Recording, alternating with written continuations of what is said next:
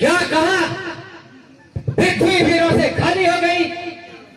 इस कदर ज्ञानवान और धनवान इस छोटी सी बात पर वीरों का अपमान।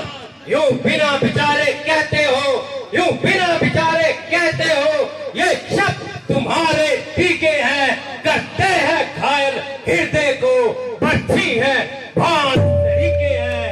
सच्चे योद्धा, सच्चे क्षत्रिय अपमान नहीं सह सकते हैं, और जिनको सुनने का ताव नहीं वह चुप कैसे रह सकते हैं।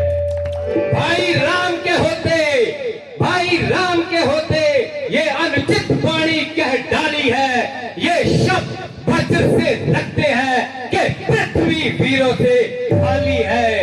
मैं दृढ़ता पूर्वक कहता हूँ, मैं दृढ़ता पूर्वक कहता हूँ, है बलवानों की पृथ्वी ये। जिस रोज ना होगे बलवान उस रोज ना होगी पृथ्वी ये।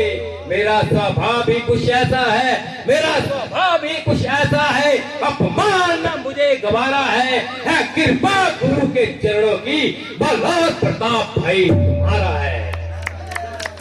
राजा जनक, जरा जवान को संभाल और ऐसे असभ्य शब्द अपने मुंह से ना निकाल। यूं घर पर बुलाकर किसी की हद करना ना की अक्लमंदी है, बल्कि आला दर्जे की खुद पसंदी है। सबको सबको एक लकड़ी से हाँकना सख्त नादानी है, और तुम्हारी ये अजीब हमादानी है। यदि यदि कुछ राजाओं ने धनुष का चिल्ला नहीं गिराया तो तुमने सबको कायर ठहराया। ना सोचते हो ना विचारते हो, जो कुछ दिल में आता है मुंह से निकालते हो। इस बदतमीजी का मजा तो इसी वक्त चुका देता और एक ही क्षण में खून की नदियां बहा देता। मगर क्या करूं, बड़े भाई की आज्ञा ना मिलने से लक्ष्मण मजबूर है, अन्यथा तुम्हारी क्या मकदूर है जो ऐसे शब्द मुंह से निकालते और हर एक को अपने मुंह में डालते। जब तक सूर्यवंशी खानदान का एक भी बच्चा इस दुनिया में बहाल है, क्षत्रिय खानदान पर धब्बा लगाने की किसकी क्या मजाल है। खैर, जो कुछ कहा जो कहा, अब आइंदा के लिए जवान को लगाम दीजिए और जरा मुंह संभाल कर नाम लीजिए, अन्यथा घड़ी में घड़ियाल हो जाएगा और ये स्वयंवर का मैदान बहादुरों के खून से लाल हो जाएगा।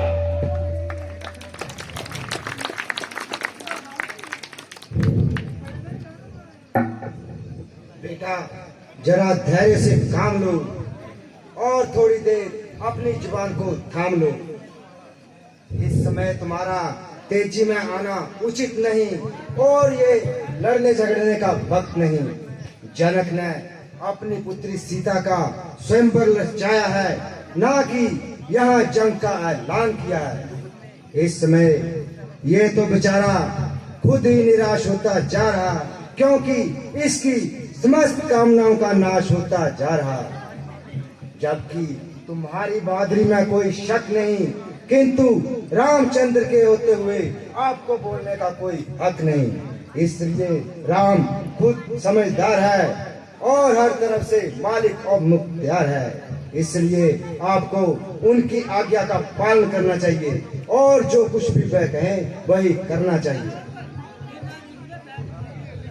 भ्राता जी, अभिमान त्याग कर कहता हूँ, अभिमान त्याग कर कहता हूँ, आदेश आपका पाऊं मैं तो इस धनवा की क्या विशाल सारा ब्रह्मांड उठाऊं मैं। फिर कच्चे खड़े समानी से, फिर कच्चे खड़े समानी से दम भर मैं फोड़ डालूं मैं, या गाजर मूली की नाई चुटकी में तोड़ डालूं मैं। थल को जल, जल को थल कर दूं, उतार लाओ इन सितारों को, सुरमे की तरह पीस डालूं इस पृथ्वी और पहाड़ों को। ये धनुष पुराना तिनके सा, ये धनुष पुराना तिनके सा, आता किस गिनती में है, 100 कोस तक ले दौड़ूं इतना तो बल सुंगली में।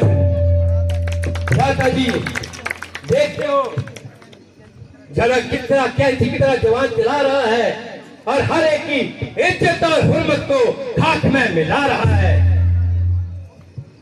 मगर ये सब के सब ऐसे लाकलाम है, गोया इसके जरखरी गुलाम है। न बात करने की ताकत है, न जुआ हिलाने की ताकत है। हाय हाय, कौमी यार पर मर मिटने वाले और आन के बदले अपनी जबान गंवाने वाले किस बेहयाई से सर नीचा किए गालियां खा रहे हैं और क्षत्रिय कुल पर थप्पा लगा रहे हैं। जनक की बदतमीजी बढ़ती जा रही है। लगता है मौत इसके सर पर छा रही है। काका जी, आपके और सिर्फ आपके हुक्म का इंतजार है, फिर जनक है और मेरी तलवार है। पहले इस धनुष को चकनाचूर करूंगा और फिर जनक का सर धड़ से दूर करूंगा।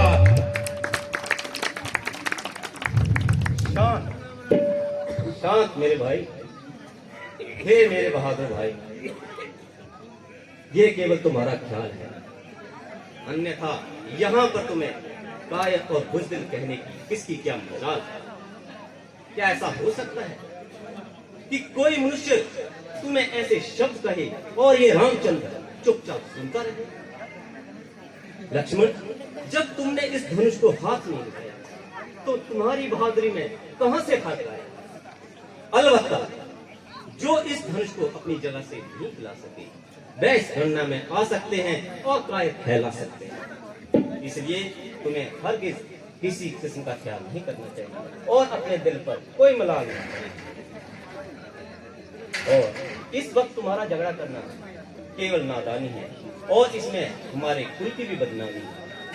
अगर पिताजी सुनेंगे तो हमें सख्त सजा देंगे। इसके अतिरिक्त हम यहाँ पर अपनी मर्जी से नहीं, बल्कि मुनि विश्वामित्र जी हमें अपने साथ आए। इसलिए इनकी आज्ञा में रहकर ही हमें हर कार्य करना चाहिए और इनकी आज्ञा के बिना कोई भी कदम इनके बाहर नहीं धरना चाहिए।